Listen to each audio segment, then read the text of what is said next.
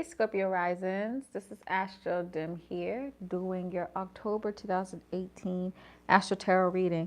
You know what's really interesting, guys, is that I just did Libra Risings and I was shuffling your cards and I only did a couple of shuffles and it told me to stop. Like energetically, I was told to stop. So I don't know if you guys are going to have similar energies to Scorpio Risings, but I mean, when you shuffle a card though, you kind of like go through like it shuffles, you know what I mean? So I think you'll be good, but I just think that was interesting. I wanted to make a note of that. Okay. um Excuse me for the ashes here. I was burning an incense. You can't you know, you can see there. So sorry about that. Let me adjust this though so you don't have to see the ashes. And I just want this a little down. Thank you. Thank you very much, tripod. Okay, so I'm going to cut the cards in front of you, right?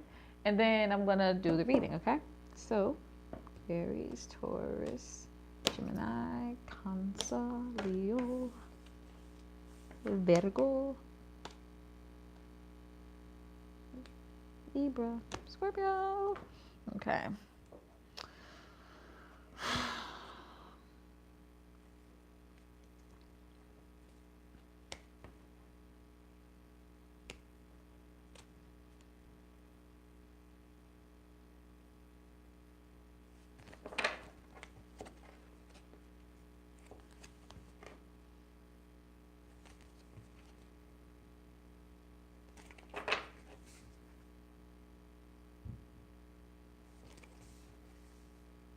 Okay.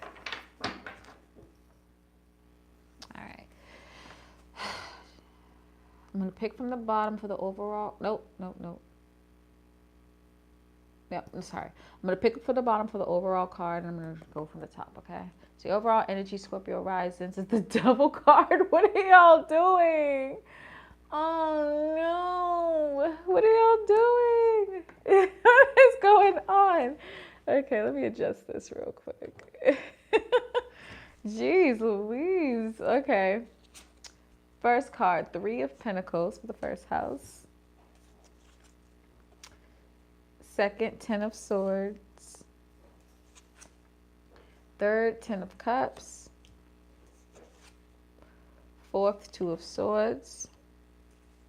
Okay, y'all can't see. Fifth, the Lovers. A lot of cards are similar to Libras, y'all. So maybe that's why I was told to stop. Six, the Star. Not in the same positions, though. Seven, the Seven of Swords. Who y'all arguing with? Eight, the Temperance. Nine, Wheel of Fortune. Sweet. I already got an interpretation of that already. 10th, Two of Cups. Nice. Nice, nice, nice. 11th, the Queen of Pentacles. And 12th, the Judgment. Y'all have a lot of similar cards to Libra Risings that I just did. Libra Risings had the Judgment. They had the Queen of Pentacles. They had the Two of Cups. They had the Wheel of Fortune. They had the Star. They had the Lovers. They had the Ten of Cups. And they had the Ten of Swords, but in totally different positions. So maybe there was a reasoning for that. You know what I mean? But they sure enough didn't have the Devil, but someone else did. I forgot who. I think they had the Devil in the 7th house. Maybe Cancer. Cancer or Leo. I don't remember. But anyways, you got the Devil card as your overall energies, right? So that makes a lot of sense, especially y'all got the stellium happening here. But with the, oops, hold on, sorry. Ugh, sorry, y'all.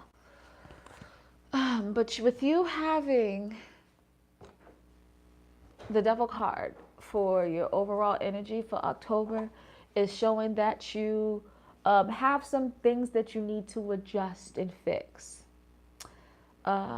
Maybe some habits, maybe some addictions, something like that.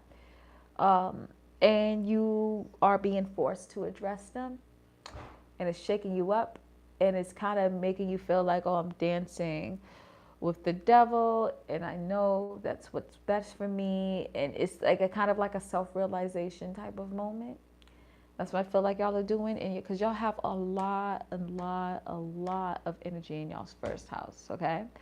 And so, first house again deals with like personality, persona, and appearance, right? Your body, yourself. And so, you really have a lot of planetary influences that's telling you that you need to address yourself. You know? You get what I'm saying? That's what I'm seeing there.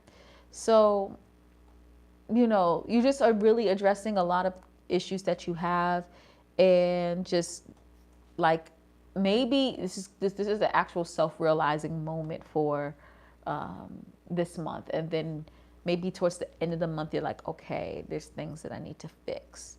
Or maybe even towards the end of the retrograde, like in November, you're like, okay, there's things I need to fix. I'm going to address them and fix them. You get what I'm saying? So that's what I'm seeing the most there. All right. So you have the Three of Pentacles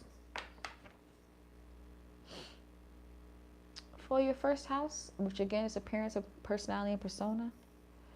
And generally, the Three of Pentacles is like collaboration, teamwork, learning, implementing certain things, right? And so, when it comes to your personality, persona, and appearance, you maybe doing this. You may be going to people and asking them, believe it or not, as Scorpio rising, like, is there anything that I need to like fix? Like, is there anything about me that you're like, oh, she needs to work on that? You may be actually going to people and talking to them about that and seeing if, there's any ways you can get some self-improvement. If you're not doing that, you already know what you need to fix about yourself and know you need to adjust about yourself, and you're implementing it already and trying to make it work.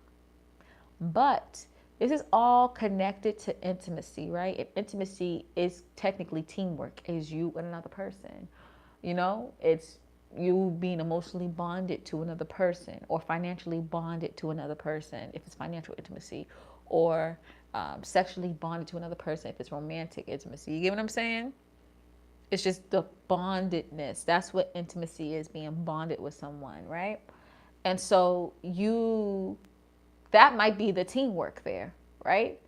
You kind of bonding with someone and maybe only going to a person that you trust, that you're emotionally bonded to, that you have this intimacy with, and asking them, what do I need to do to fix myself and make myself a better person?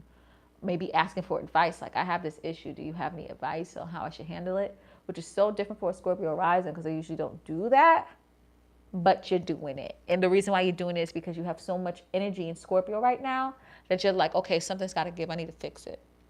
You know what I'm saying? The sun is at your 12th at first, but in the second half of the month, it's going to be in your second, right? So self and appearance and personality and your first impressions are going to be highlighted, and you're going to want to fix that, and you're going to want to look at how you're intimate with others and how that's connected to your appearance and your personality and your first impressions, right? You have Mercury here, so you're thinking about how you yourself as a person is connected to intimacy. Is it making people be so scared that they run away from you? You know what I mean? Or is it making people drawn to you because they love how deep and mysterious you are? Because you give this intimate vibe since you're a Scorpio rising. You're really just thinking these things through in a logical sense as well. Not just identifying with it, but you're also, thinking it through, understanding the whys and the hows and shit, Venus is also in your first house. So it is retrograding. So you're reflecting specifically on your desires of intimacy, how you want people to see you as a person, how you want people's first impressions of you, and what you want specifically to look like, to seem like, your first impressions, how you want to appear. Are you willing to be more emotionally vulnerable to more people, or are you just going to stick to that one or two people that you trust? You know what I mean? Really reflecting on what intimacy means to you and how it affects you on a deep not deep, but on a personal level, how it affects how people first see you, when they first meet you. And then Jupiter's also here, which gives you luck, which is nice, right?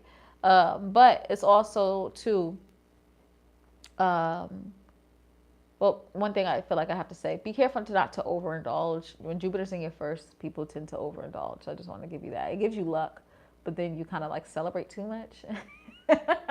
But here too, you're also wondering how, look at different philosophies, beliefs, religions, and seeing how does intimacy affect my appearance? How does intimacy affect my personality, my persona, how I appear to people? And really kind of learning and digging deep on how that affects you and what you want to change or what you want to keep. You get what I'm saying? So, yeah, you might be going to a few trusted people that you really are intimate with on a, even if it's platonically, and asking them questions, probing them to see what you need to change within yourself. You get what I'm saying? It's deep shit. The moon was hitting Scorpio recently too. And so you was really emotionally connected to this whole idea of, and you maybe even focus too, like, do I need to change how I am to get intimacy in my life? You know what I mean? Do I need to change my first impressions, my appearance, my personality? Because Scorpio risings, they love intimacy. That's what they really want, you know? But let's move over to the second house. The second house is the Ten of Swords. You felt stabbed in the back. Maybe at work. Someone did some shady shit. You feel stabbed in the back, maybe at work.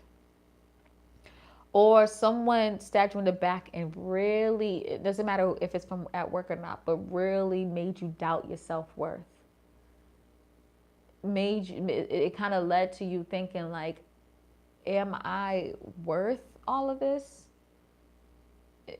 Am I worth more? Like, what's going on? You're questioning your self-worth now because people just threw darts at you behind your back, or maybe people was talking shit, or someone just hurt you really bad, and it really is making you think and second guess what your worth is. Just know that you are fucking worthy no matter what anyone says. Bill Gates is worth a lot of money, but that doesn't mean that he's more worthy than me. I am very worthy, and you should feel the same exact thing for yourself. No matter what anyone's words, no matter what anyone does, no matter what anyone says, you are worthy, and don't let anyone think less. Because there was a point in Bill Gates' life where he wasn't worth that much money. Doesn't mean that he wasn't worth what he is now in spirit and soul. Like, the reason why he has so much money, because he realized he was worth more. And he went for what he felt like he needed to go for. So if you want that success, if you want any type of success, you need to realize that yourself too. You hear what I'm saying? Don't let this person stop your money, because the second house is the house of material worth too, not just self-worth. Don't let this stop your money. Someone might be even trying to stop your money by throwing darts at you. Take the high road, explain what the real situation is, leave it the fuck alone. Let them keep bothering and talking and saying all that shit. Make them look crazy. You get what I'm saying? Because they are going to look nutty because they keep talking about it, and you're just done with like, well, listen, I proved myself already. You get what I'm saying? Fuck that person, Sag is in your second house, and there's no planetary energy in the Sag, okay? Third house, Ten of Cups. Ten of Cups is a bomb-ass placement or a bomb-ass card, because it's not just wish fulfillment like the ninth house, is what you wished for and more. Is all that you wish for spilling out to your family and your friends and the people that you love, right? It's a beautiful card. And you have this in your third house. So this is saying that you can manifest this energy if you just think it, believe it, speak it, okay? I know I always talk about manifesting and shit all the time, but I'm telling you this works. And with you having the 10 of Cups in the third house, right? It's telling me that you literally have the highest manifestation power. You've probably been seeing a lot of 111s, in particular the 3 ones, or some angel numbers, and you probably looked it up and it says that your manifesting power is good, or be careful what you think, or be careful what you say. Really take that to heart, because your manifesting power is on 100,000 trillion right now. You want to know the reason why I really think that? You have Capricorn in your third house. Capricorn has Pluto here. Pluto is transformation. You can literally transform your life to this 10 of Cups energy if you speak it to existence, believe it to existence, think it to existence. You can really have this in your life. You could transform your life. And Pluto is direct now, dude. So that means this energy is coming at you fast. That's why people are manifesting things in their life so quickly, because Pluto is like, with retrograde energy, it's like you pulled back a slingshot, and then when it goes direct, it let go. It's like, phew. That's why when energies are direct, people are like, oh my God. You know what I mean? People go nuts, and a lot of energy is happening when planets go direct. It's because the energy is just shooting at you fast, right? And that's your manifestation power. So try manifesting, okay? It could really, it'll work in your favor so well. But you have to think positive though. And with it being in a Cups card too, that means you have to really believe it within your heart, within your soul. Practice manifestation, please. Even if it's like the 17-second thing that Abraham Hicks did, work on that, please. It's gonna help you so much. It really is. You get to really transform your life. And the thing is, Saturn's here too, so that means that you're manifesting, your lack of manifesting or manifesting negative things or thinking negative things is what's restricting you. You are restricting yourself, how you think, how you speak. You have to take authority, right? You have to take authority and go ahead and be like, listen, no, bad things are not going to happen to me. I'm not anxious. I'm not freaking out. Things are going to be good. I'm going to be happy, and I'm going to take authority and start speaking it to existence. Okay? I'm seeing shit while I'm doing these cards, y'all. It's weird. Like shit that's not in the 3D. So I don't know if that means anything to y'all. It's weird. And I saw a ghost cat during the Libra Horizons reading too. Yeah, this is like ghost cat in my house. For real, for real. I've been seeing it for like 2 years. It's wild. So it's interesting that I'm seeing stuff right now. Anywho, you have the Two of Swords for your 4th house. And so you're trying to make a decision at home, either connected to your emotions, how you should feel about things, how you should kind of go about your emotions. If you should take the more aggressive approach, should you chill for a bit because Mars is in your 4th house too. But you're definitely brainstorming and having a hard time trying to make a decision.